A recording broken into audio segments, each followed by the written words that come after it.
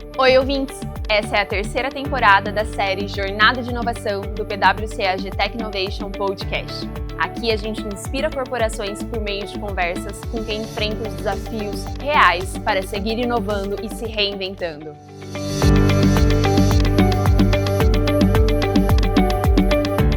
Olá, ouvintes! Sejam muito bem-vindas e bem-vindos ao segundo episódio da terceira temporada do podcast Jornada de Inovação.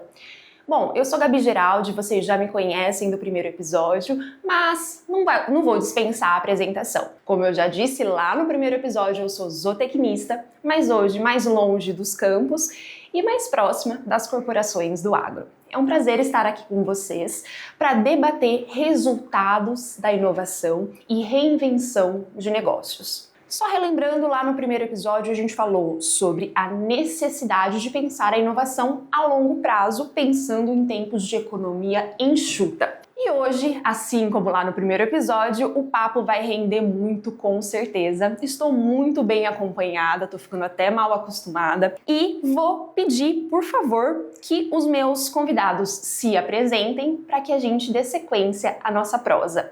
O meu papo aqui é conduzir e orquestrar toda essa conversa para que no final vocês, gestores de inovação, entusiastas do tema, possam aprender conosco. Então eu quero pedir que os nossos convidados se apresentem, trazendo um pouco do contexto de suas empresas e do desafio da temática que hoje aqui proposta aborda, que são os resultados da inovação. E agora então eu vou passar a palavra para os meus convidados. Eu quero começar aqui com o Ricardo, na sequência eu passo para o João. E é claro, estou bem acompanhada também da minha colega PwC AG Tech Innovation, que na sequência vai se apresentar. Por favor, Ricardo, vamos começar contigo. Tá ótimo. Obrigado, Gabi, obrigado, Clara, obrigado, João, pelo convite aqui da AGTech para participar da segunda jornada de inovação. A gente se sente honrado por esse convite, tá? E eu sou o Ricardo Amaral, sou vice-presidente da unidade de negócios Enterprise da Hughes. A Hughes é uma empresa americana com sede em Germantown, nos arredores de Washington. É uma empresa que tem uma história em telecomunicações muito significativa. Ela forjou várias tecnologias no ambiente de telecomunicação, uma empresa que tem 52 anos de história no Brasil, está 50 para 52 anos de história, chegou aqui para a fabricação dos primeiros satélites da frota brasileira, tá? São 8 satélites que a Hughes entregou, lançou nos anos 70, da série A1, A2, A3, A4, B1, B2, B3, B4, é uma empresa que trabalha de forma verticalizada no mundo de tecnologia de comunicação, desde a fabricação do equipamento, geração de patente, operação, distribuição, suporte, manutenção, prestação de serviço. Então, é uma empresa que trabalha verticalizada e está buscando uma reinvenção, tá? uma renovação do seu portfólio de soluções. E é por isso que a gente está aqui, para falar um pouquinho dessa trajetória, dessa jornada, e o que nos trouxe até aqui e o que vai nos levar para frente com o sucesso que a gente sempre teve. Bom, seja bem-vindo mais uma vez. Obrigado, Gabi. Olá, meu nome é João. Primeiro, obrigado pelo convite. Pessoal, é um prazer estar aqui com vocês. Eu sou João Pasqualino, sou gerente de serviços digitais de uma empresa israelense chamada Israel Chemical Leadership, que trabalha com fertilizantes especiais, mas não somente fertilizantes, também traz a abordagem de outros segmentos, como de baterias, como também de nutrição foliar, solo, biológicos e mais recentemente aí toda uma linha de condicionadores de solo. É uma empresa que tem um portfólio bem robusto, mas não somente portfólio, então também faz o link aqui com o Ricardo, nós também estamos reinventando o nosso negócio e entramos dentro do mundo de serviços digitais nos últimos anos e está trazendo bastante benefício para a empresa, principalmente na geração de valor para o nosso cliente. Venda casada, portfólio e serviço. Esse é o caminho que eu acho que pode gerar muito valor para o nosso cliente final. E dentro desse cenário, aí tem todos os desafios, né? Que é o equilíbrio entre tecnologia, inovação, versus aquilo que de fato tem que render ou tem que retornar para nós como empresa, em termos do negócio. ROI, em tese. Tudo bem, vamos para a prata da casa. Por favor, Clarinha. Perfeito, Gabi. É um prazer enorme estar aqui. Obrigada pelo convite, ainda mais estar aqui com essas duas referências em inovação. Eu sou gestora de comunidade aqui no PwC Agitec Innovation, trabalho como consultora de inovação para nossas corporações clientes. Esse processo, né, é de acompanhar o relacionamento e entender como essas empresas que estão aqui conosco conseguem se reinventar, conseguem comprovar a relevância da inovação e realmente levar para dentro de casa o impacto que cooperar com esse ecossistema tem. Então de novo, um prazer enorme, estou super feliz de estar aqui e ansiosa para esse bate-papo. Muito bem, a tarefa da Clara aqui é chancelar tópicos trazidos pelo João e Ricardo, adicionar os pontos de acordo com a experiência do que é vivido no dia a dia aqui do PwC Agitec Innovation e me ajudar a amarrar todo esse conhecimento que vai chegar para vocês aí, ouvintes. Portanto, para não me alongar mais, eu quero começar contigo, João. A nossa temática aqui gira em torno de resultados. Certamente todas as áreas da empresa, diante do cenário econômico, se sentem pressionadas para trazer resultados. E com o time de inovação não é diferente, sem dúvidas. A pressão pode ser que seja ainda maior. Mas antes da gente falar de resultado, que de fato acompanha a necessidade estratégica da empresa, a gente tem que falar de métrica. Porque se a gente não mensura o que é necessário, como a gente vai dizer que a gente está obtendo o resultado de fato que é esperado, né? Então, para a gente falar de métrica, é claro que cada companhia, de acordo com a sua jornada, vai ter a sua métrica de inovação.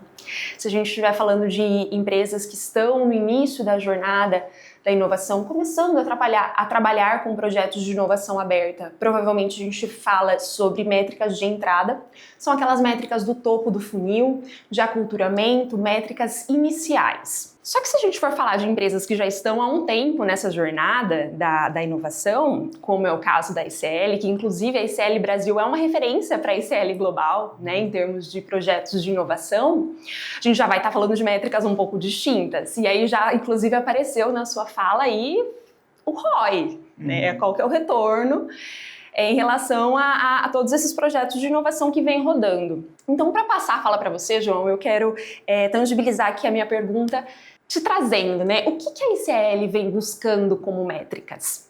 Como vocês vêm construindo essas métricas e, por consequência, claro, se você puder pincelar os resultados que vêm sendo obtidos por meio dessa metrificação, isso vai ajudar muito os nossos ouvintes. Não é algo fácil de se fazer, muito bonito na teoria, mas na prática é algo extremamente complexo, não, porque isso a gente pode criar um antagonismo com o nosso ouvinte, mas é realizável, com algumas ressalvas. Antes de nós irmos para a métrica, eu vou dar um passo para trás. O que de fato gera um impacto no nosso resultado?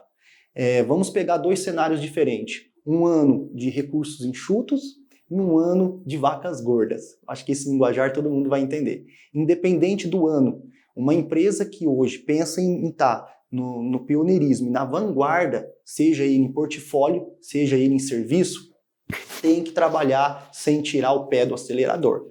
Aquela empresa que deixa para frear depois e acelera antes, essa sai na frente. Por que eu estou falando isso? Porque a ICL, você disse que a ICL, realmente a ICL América do Sul Brasil, ela é uma referência para a ICL Global. Isso de fato é uma verdade, porque nós não tiramos os investimentos de pesquisa e inovação, independente do ano. Acho que toda empresa deveria caminhar por esse caminho. Um exemplo disso é que nós vamos lançar uma nova tecnologia agora esse ano, ou seja, um ano difícil para o nosso cliente final, com pouco caixa. No entanto, a gente vai levar solução e serviço para ele. Dito isso, que não tirar o pé do investimento é uma ótima estratégia, qual que são as métricas hoje, tanto de entrada quanto de saída, porque eu não consigo desmembrar elas. E para uma empresa que já está um pouquinho mais madura dentro desse segmento e está criando novos nichos de mercado, isso é estratégico e eu acho que é um ótimo pontapé inicial para uma empresa começar bem para terminar bem o negócio. Terminar bem é retorno, é o ROI. Métricas de entradas hoje que a gente adota. Pessoal, a gente está personalizando todas as métricas independente da maturidade da inovação. Entrada, geração de ideias. Nós temos uma iniciativa que inclusive foi reconhecida pela a escola de Harvard, que é a Big. Nosso próprio time tem uma plataforma para incluir ideias. Não só o nosso time de colaboradores internos, como também os nossos clientes, para saber o que é dor. Tanto nossa interna quanto dores externas também. Esse é um primeiro pontapé para a gente de fato definir o que a gente vai trabalhar como estratégia nos próximos anos. Um outro ponto é trabalharmos a questão do quem são nossos stakeholders. Eu preciso definir isso. Quem que a gente já tem parceria formalizada, para eu saber com quem que eu posso contar ou não e o que eu vou ter que buscar no mercado para preencher esse gap. E um terceiro e último métrica de entrada é a questão do investimento, né? O quanto que eu estou disposto a investir nessa ideia para fazer que isso faça dar certo. Então, aqui a gente já trava algumas estratégias da empresa. Métricas de saída, que eu acho que essa é a pergunta e respondendo para você. Nós temos várias, mas temos as principais. Eu não posso fugir do ROI. E aqui a gente mede o quê? Vendas, impacto em venda, porque eu preciso gerar a minha engrenagem, e também o resultado operacional do negócio. Depois nós vemos com a parte de lançamento de novos serviços. Vamos pegar serviço, que é o nosso contexto aqui. O que esse serviço está causando de impacto e qual que foi o benefício gerado. Depois, na sequência, a gente vem com market share. Eu preciso saber medir quão de expansão eu tive em relação àquela tecnologia que eu lancei. E aí, depois, mais focado no cliente, que é aumentar a produtividade dele, porque o EBITDA está muito relacionado a isso, e eu preciso medir também. E, no final, a parte da experiência do cliente, pessoal. Esse é delicado. E a experiência do cliente está muito em aceitação e, de fato, validação da tecnologia, o quanto que isso foi impactante para o negócio dele no dia a dia. Resumindo num jargão bem simples, que eu já excedi meu tempo aqui, aquilo que não é medido não é gerenciado. Então, precisa, sim, de fato, ser gerenciado. E os resultados na empresa é o quê? A partir do momento que você tem pontos positivos dentro dessas métricas, você vai colocar a inovação dentro do centro da estratégia da empresa. Vem investimento e atende todos os outros pontos que a gente entrou de entrada e saída para uma empresa continuar a não tirar o pé do acelerador. Início, meio e fim dessa cadeia. Quando você trabalha com inovação e você trabalha com tecnologia, as pessoas que estão envolvidas nessa atmosfera, elas gostam de pensar o novo, de sentir aquele frio na barriga, de desbravar, de entrar no mato alto e sair descobrindo as coisas. Isso gera um friozinho na barriga muito grande. E as pessoas são viciadas nisso, que têm a paixão por esse tipo de coisa. E tem que tomar cuidado, e aí eu vou ao encontro do que o João está falando, de você ter as métricas, né, para você medir o teu negócio, porque tudo em tecnologia é legal. Tudo em tecnologia é bacana. Quem gosta de tecnologia... Então, o gestor ele tem que tomar cuidado com a armadilha, né, de você entrar em alguns projetos de inovação sem ter o cuidado de ter essas métricas que o João estava descrevendo, né, para você, de fato, você investir num projeto, num negócio de inovação que vá ao encontro de benefícios e reconhecidos pelo cliente que gerem valor no final para o negócio dele. Então, eu só queria fazer esse comentário porque, como um apaixonado por tecnologia que sou, eu, de vez em quando, eu tenho que me policiar para não cair nessas armadilhas de é legal e ficar só com história para contar e perder o foco no que é importante, que é a geração de valor. Excelente. Não pode ser só iniciativa, tem que ter iniciativa e acabativa, e se a gente for só atrás do que é muito legal, muito bacana, acaba que as iniciativas se excedem demais e a gente não consegue finalizar e, por consequência, trazer o resultado. Eu adorei o acabativo. Vou adotar o acabativo. Muito bom, muito bom. E para você que deseja se aprofundar um pouco mais sobre o tópico de métricas de inovação, dá um pulinho lá na temporada 2, o nosso 6º episódio fala sobre esse tópico. Não deixe de consumir os nossos conteúdos. Vocês já perceberam também aqui, ouvintes, que aqui vai rolando alguns spoilers, né, enquanto a conversa rola. E antes de passar para a minha segunda pergunta efetivamente, eu quero voltar no João, que a gente falou de métricas de uma forma muito bem amarrada, e você mencionou, né, trazendo resultados aí que vem sinalizando positividade para a ICL. E aí, se você puder dar algum spoiler para os nossos ouvintes do que vem de resultados aí relacionados à inovação aberta, a gente vai até onde você puder aqui, João. Quando a gente fala de resultados e os spoilers, está muito atrelado ao sucesso que está todo por trás de todo um fluxo, de todo um processo. A gente sai de um MVP, né, e vai colocar de fato dar o go live, o pontapé inicial da tecnologia no mercado. E aí vem aquele friozinho na barriga que o Ricardo comentou. E não tem, pessoal. Por mais maduro que você esteja dentro do segmento, isso acontece. Então nós, anos difíceis, porque é um ano difícil, vamos lançar um serviço novo. E vai muito na linha de uma tecnologia disruptiva. De fato, levar para o nosso cliente final algo que ele vai conseguir gerar informação, tomar decisão em tempo real tomar aquela informação técnica para ele e sem sair do campo e, de fato, sair de lá com uma recomendação propriamente dita.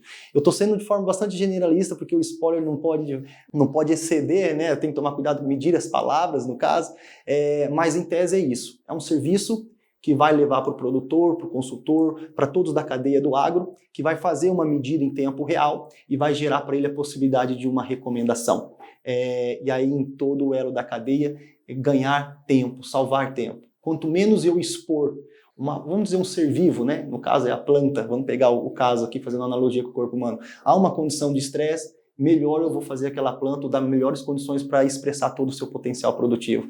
Isso acontece na nossa vida, particular como pessoa, e também para quem a gente trabalha, que é o ser vivo e a planta. O agrônomo trabalha esse contexto diariamente. Então, esse é um pouquinho do spoiler para vocês entenderem de forma geral, mas que vai vir aí numa ótica bem disruptiva e vai gerar muito valor, assim acredito. Muito bem, aguardem. Ô Clara, deixa eu só, antes de passar aqui para o Ricardo, dar uma pitada contigo. A gente estava falando sobre métricas e sobre isso está muito alinhado com o desejo da companhia, né? É sobre combinar o jogo. E aqui dentro, os nossos serviços de inovação, o nosso papel consultivo vai muito nesse sentido, do diagnóstico da empresa, da compreensão do momento e em alinhar o que é objetivo, o que vai ser mensurado e o que é esperado, né, como resultado de inovação. Se você pudesse contar um pouquinho aí do seu dia a dia, como essa temática está inserida, pode ajudar os nossos ouvintes também. Perfeito, Gabi. E eu amei também o que o Ricardo trouxe, porque o que eu queria comentar era justamente sobre como a gente fala muito que inovação não é uma receita de bolo. Você não tem um começo, meio e fim que você segue e você está atuando em inovação. Mas existem sim as técnicas e as práticas que são recorrentes e que funcionam. Então, algo que a gente tem visto muito nos nossos clientes é esse incentivo ao intraempreendedorismo, que é trazer, por exemplo, um programa de geração de ideias, um programa que incentive aquele colaborador a ver qual que é a demanda, qual que é o problema no dia a dia dele e trazer isso para a roda e buscar uma tecnologia. E esse tipo de programa, ele nos leva a uma percepção cultural muito grande entre as empresas, que é o medo do erro. A gente fala muito em inovação, que é errar rápido, errar barato e seguir o jogo. Mas isso que o Ricardo trouxe do friozinho na barriga e o quanto você vicia naquele friozinho e talvez perca o propósito é um grande desafio. Então aqui como Hub a gente tem atuado com algumas técnicas, metodologias para conseguir incentivar que esse fluxo seja um pouco mais direcionado, né? Até dando um exemplo da ICL, a gente tem um programa aqui que torna a jornada de inovação um pouco mais acompanhada. Então, indo desde um levantamento de ideias até seu aprofundamento, entender quais são as tecnologias que tem no mercado e seguir para uma POC, né, uma prova de conceito, e realmente implementar aquela tecnologia. Então, são estratégias que a gente começa a usar para conseguir segurar na mãozinha da corporação e ajudar eles num fluxo de encontrar essa startup, de conseguir conectar com ela, porque também a gente tem esse desafio de algumas empresas e startups falarem línguas diferentes, ou então conectar com um pesquisador que está ali na universidade, muito mais distante do mundo corporativo. Então, são técnicas, Gabi, que a gente acaba usando. É claro, não tem a receita de bolo, não tem a chave ali do sucesso, mas a gente consegue ir com algumas metodologias ajudando a corporação e acompanhando esse processo. Clara trouxe errar rápido. Nós temos dentro da empresa, e também como pessoa, a mentalidade de fail fast. Errar rápido, para que de fato você identifique isso e ajuste as velas, para você pegar uma nova estratégia de negócio. Isso funciona muito bem, gente. Então, se eu puder já dar uma dica de como percorrer esse caminho da inovação, fail fast. Não, e falando que a Clara estava falando, esse negócio de errar rápido é interessante, mas você tem que ter... Por isso que é importante o papel da Hub, da incubadora, como apoia a gente, porque você tem que identificar que você errou. Você tem que ter as métricas, você tem que ter o rumo, você tem que ter um plano de negócio, fala, cara, não é o caminho é esse, eu errei, vamos acertar o rumo aqui.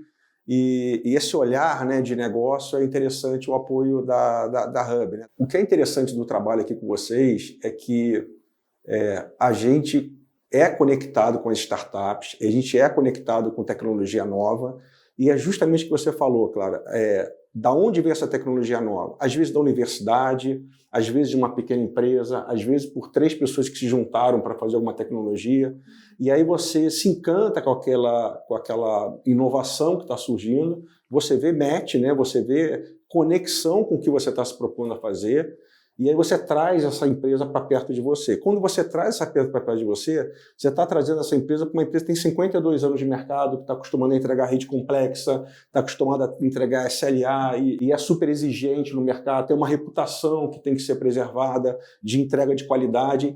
E aí, às vezes, esse profissionalismo que está em construção numa startup é que precisa ser trabalhada com vocês aqui para que a gente possa ter a qualidade do serviço, dessa aliança, né, embarcada na solução que você entrega na ponta, né? Então, essa mentoria, vamos dizer assim, que vocês prestam na jornada, no processo, para a gente é muito importante. Um adentro no que o Ricardo e a Clara colocou, para nós é também muito desafiador. Pensa nós como empresa que está mergulhado dentro do segmento de vocês. Mas para o cara que está lá na ponta, nos últimos 10 anos, nós tivemos 80% das startups sendo lançadas. Ou enxurrada de novas oportunidades tecnológicas. Qual que é a melhor? O que a gente precisa filtrar para levar lá na ponta? Para melhorar a nossa que já está dentro de casa. Então esse screening, essa seleção, ela é importante para gerar valor lá na ponta e de fato o ROI está totalmente conectado com isso. Isso para nós é extremamente desafiador. Muita tecnologia no mercado. Resposta, qual que é a melhor, né? Essa é o que todo mundo procura. E vocês viram que prosa aqui não falta, né? No meio do caminho a gente vai descobrindo mais pontos de intersecção e conexão entre as empresas e o serviço prestado pelo PwC AGTech Innovation. Então, eu gosto assim, a gente vai descobrindo e tocando aqui o conhecimento para entregar um conteúdo melhor para vocês. E quero chegar agora no Ricardo. A nossa temática fala sobre resultados da inovação e a necessidade de reinvenção. Quando a gente fala de necessidade de reinvenção, a gente enxerga como se fosse uma descomoditização. Então, serviços, tecnologias que estão aí disponíveis no mercado podem já ser encaradas como commodities, a depender da quantidade ofertada, né, e de como são encarados pelo público.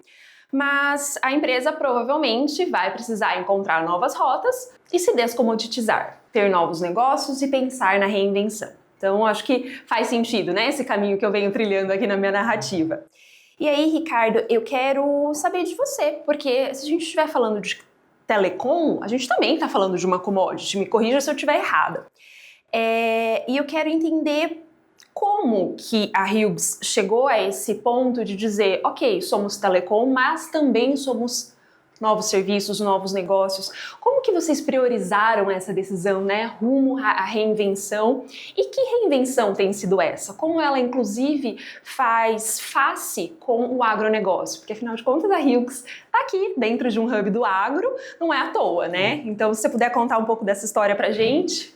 Na verdade, a Hughes, ela tem alguns recursos e tem umas vantagens competitivas da empresa, essa cultura de inovação, essa tecnologia que é difícil de imitar, ser copiada, esse expertise técnico que a empresa tem dentro da equipe, esse relacionamento que a gente tem com o cliente, que sempre trazem as necessidades que eles têm para a gente desenvolver. Isso é uma cultura da empresa. A história da Hughes, ela mostra isso. Ela começou como fabricante, aí ela se reinventou, ela virou uma operadora de telecomunicação, ela virou uma distribuidora, ela trouxe soluções novas para o mercado B2C, B2B dentro do mercado, lançou soluções novas em 2016, 2018. A gente sempre está trazendo essa insatisfação do que a gente está entregando e está buscando sempre um novo, faz parte da cultura e do DNA da empresa. Tá?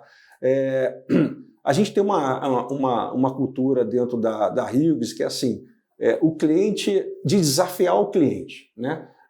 O que o cliente sabe que ele sabe, o que o cliente sabe que ele não sabe e o que o cliente não sabe que ele não sabe. Né? Então, na verdade, a gente adora o que ele não sabe, que ele não sabe.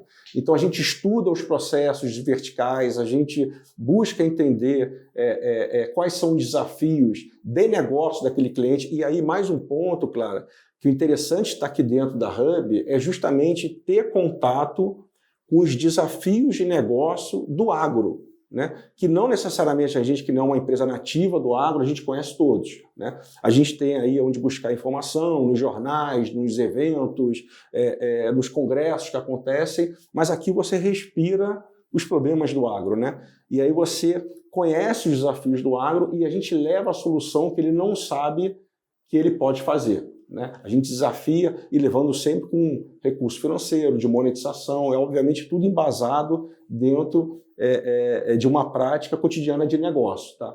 Então a primeira coisa que a gente fez quando a gente chegou nesse ponto de buscar as incubadoras, a gente olhar para dentro. Qual é a nossa história? Qual é a nossa cultura? Até onde a gente chegou? Aonde a gente pode ir além da conexão? Então esse trabalho ele foi feito, essa reflexão ela foi feita. A gente sabe que a gente consegue levar a conectividade de valor para pontos no Brasil onde não tem conexão. O Brasil é um país continental, onde você tem uma rede de telecomunicação que pega basicamente o litoral, enraiza no sudeste, enraiza um pouco no sul. Você tem todo o interior do Brasil praticamente desprovido de telecomunicação, por uma razão muito simples. A operadora incumbente, né, a operadora tradicional de telecomunicação, ela tem duas variáveis que ela analisa um plano de expansão, que é a densidade populacional e o poder aquisitivo.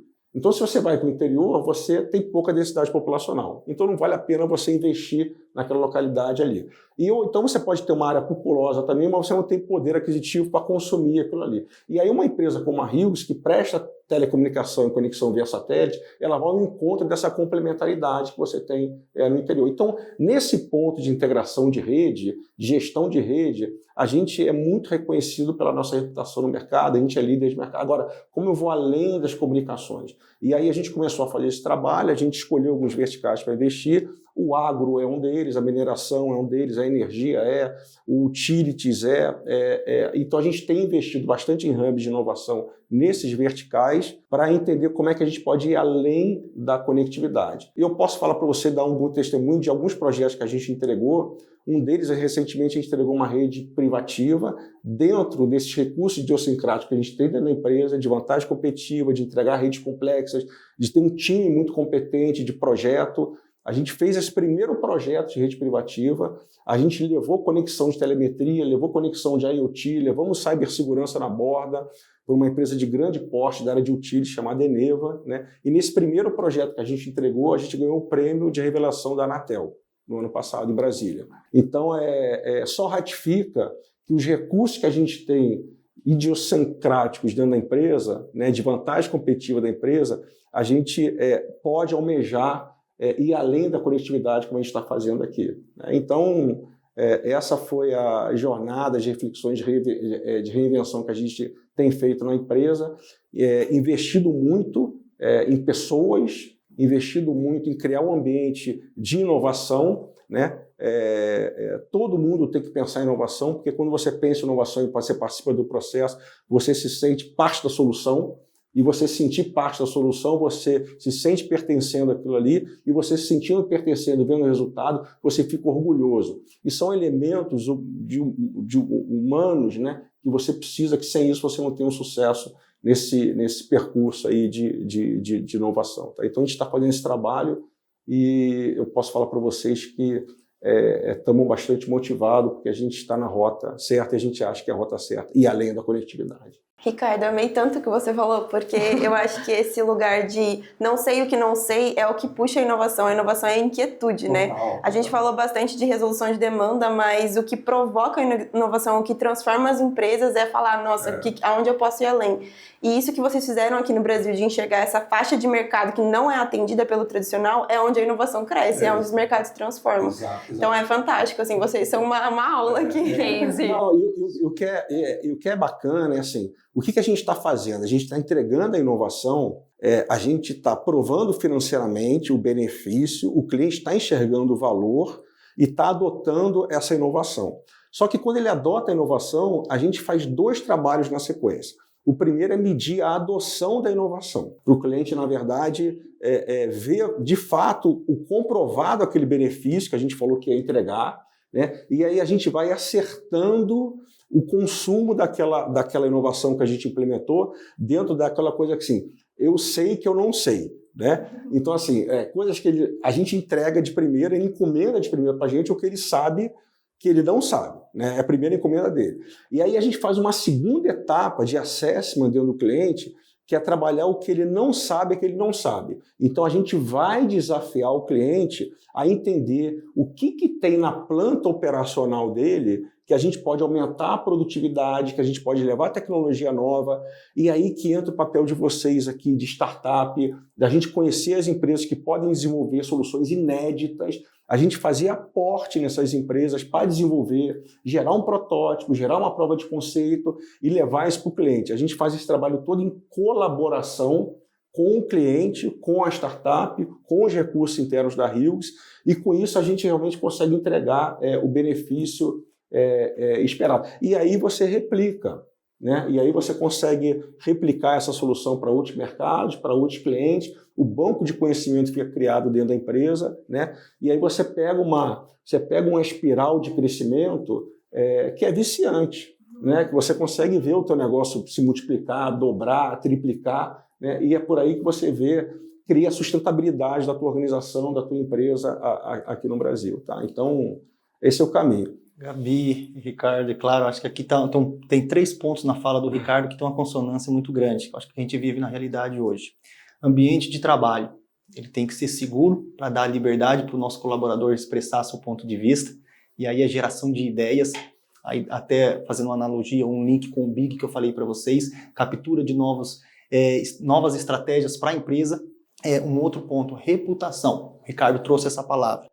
No mundo que nós vivemos de inovação hoje, tem muita tecnologia sendo lançada, mas na maioria das vezes eles não lançam um produto, eles lançam uma perspectiva. E isso você já queima a largada desde o começo. E como que você desconstrói esse cenário de perspectiva e gera algo tangível?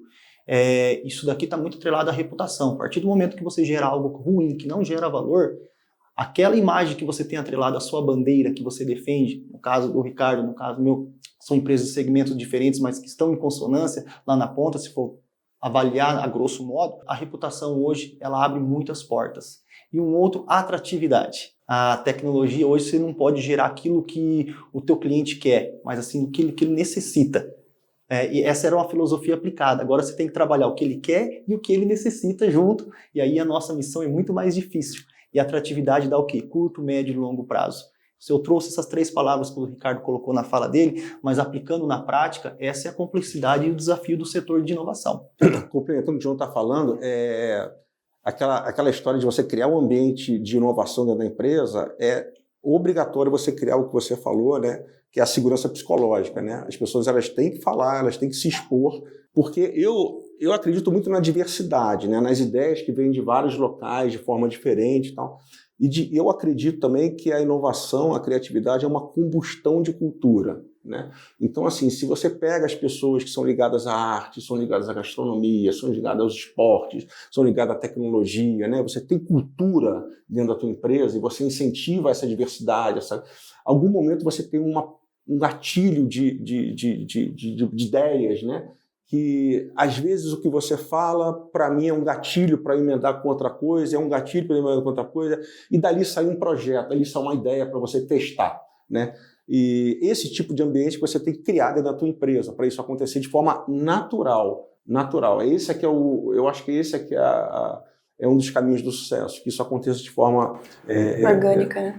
Orgânica dentro da empresa. Eu adoro que, conversando com os nossos convidados, a gente vai chancelando os conteúdos que a gente preparou para essa 3ª temporada do Jornada de Inovação. O João mencionou agora sobre curto, médio e longo prazo, e se vocês retornarem ali no nosso primeiro episódio dessa temporada, a gente fala do desafio de levar a inovação de uma forma consistente para que ela seja um projeto longevo, para que ela chegue no longo prazo. E o que o Ricardo falou aqui sobre pessoas e cultura, porque a gente aborda essa temática no 3º episódio dessa temporada. Então as coisas vão se conectando e demonstrando realmente que inovação ela se entrelaça em diversas temáticas que a gente tenta separar didaticamente aqui nos episódios, mas enfim, os tópicos continuam aparecendo, acabam aparecendo. Muito bem, agora... Sabe aquela história de engenheiro de obra pronta? Depois que a obra está pronta, todo mundo se torna engenheiro e dá os pitacos na obra, que ela poderia ter sido assim, assado,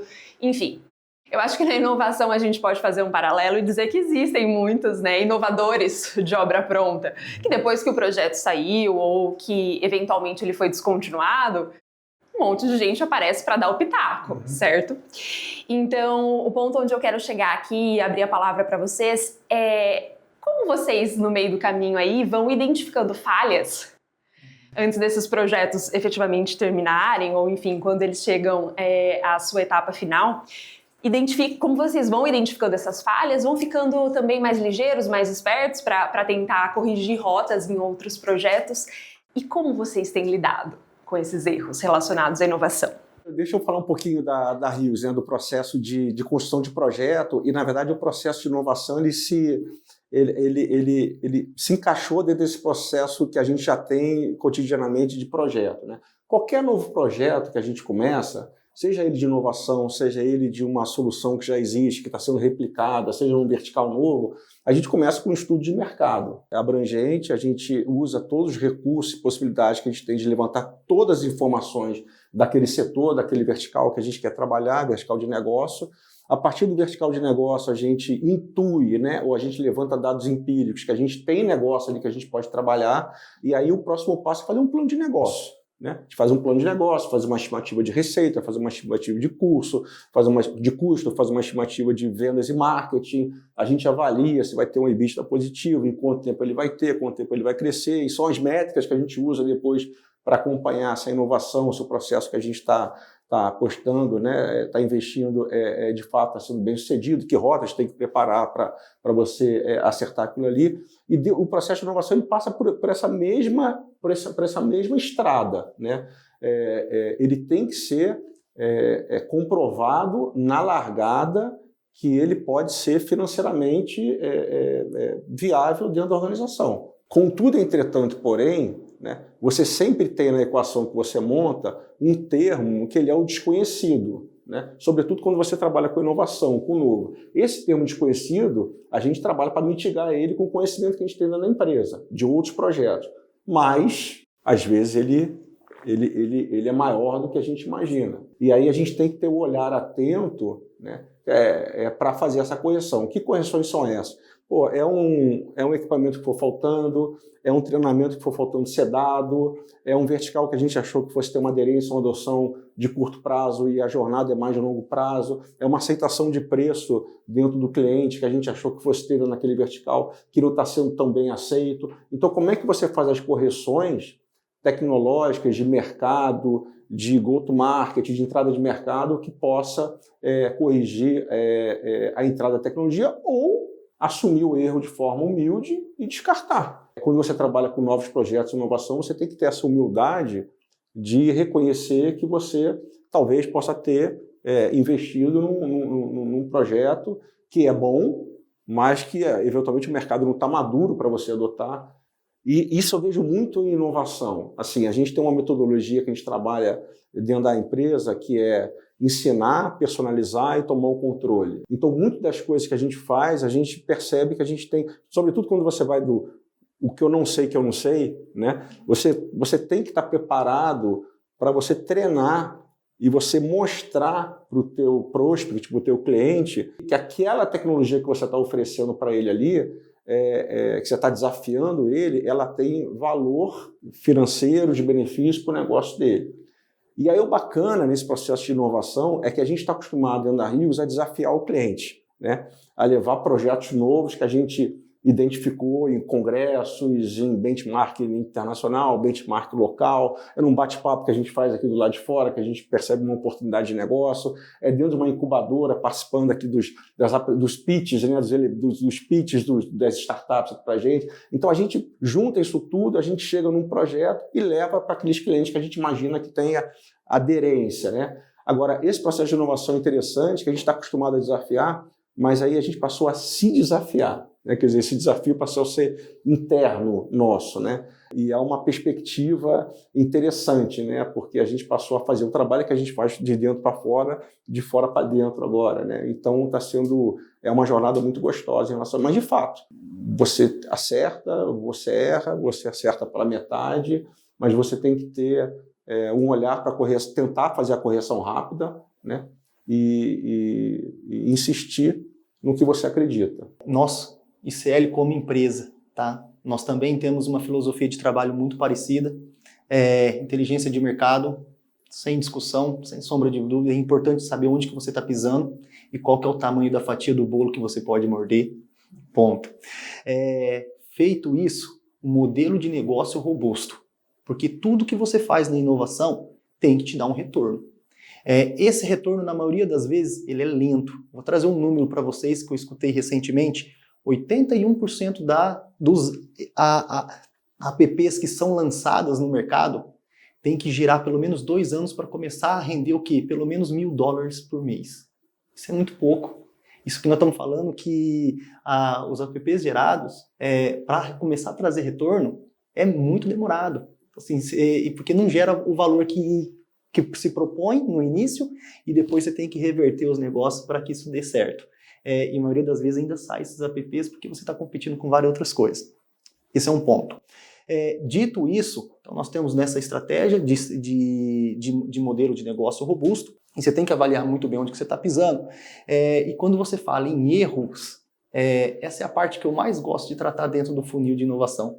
Porque aqui a gente vai errar, essa é a certeza do negócio. Tá? Por mais que você cerque todas as possibilidades possíveis e inerentes ao negócio, você vai errar em algum aspecto. Tá? E eu aprendi algo com um gestor, que eu vou trazer aqui, não é minha fala, infelizmente, mas a gente não erra, a gente aprende. Uma forma de não fazer ou que tem para você entender aquele erro e ter tempo hábil para tomar uma decisão e mudar os planos, ajustar as velas. De 10 projetos, 2 você vai acertar, outros 8 você vai errar. E aqui existe investimento desnecessário aplicado e os investimentos que deu certo, que pode de fato morder toda aquela fatia de bolo que a gente teve.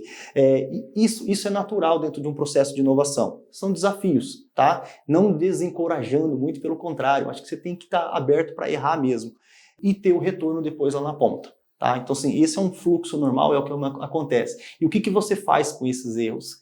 Aprende. Vou trazer um case real aqui, Gabi, Ricardo.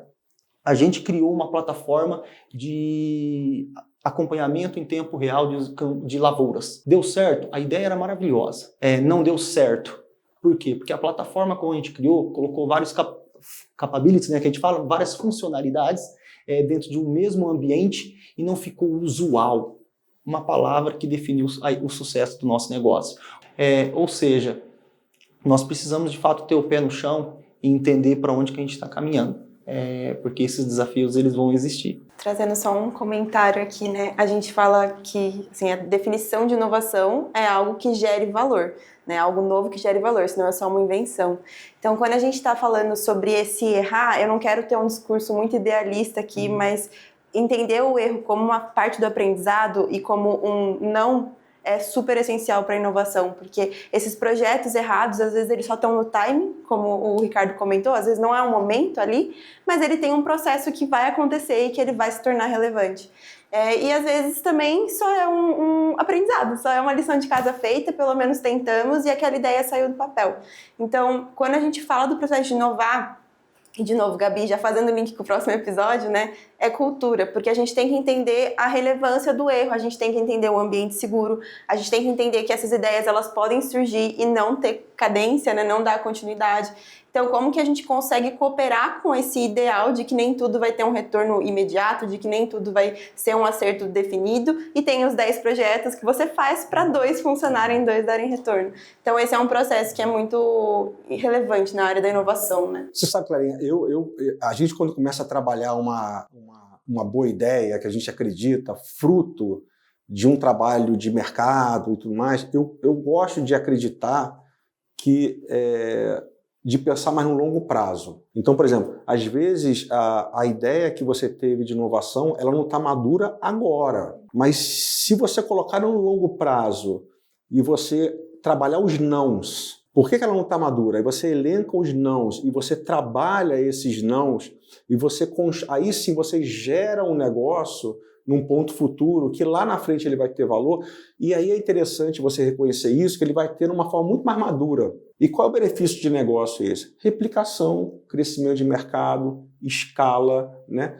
você não faz um projeto especial para um cliente, você está fazendo com um setor de mercado. Então, eu gosto da ideia da cultura de inovação, eu gosto da ideia de reconhecer que não está no momento, mas eu não gosto da ideia de descartar uma ideia, porque os nãos eles podem ser trabalhados e num ponto futuro, num longo prazo, você conseguir executar aquilo ali de uma forma correta, né?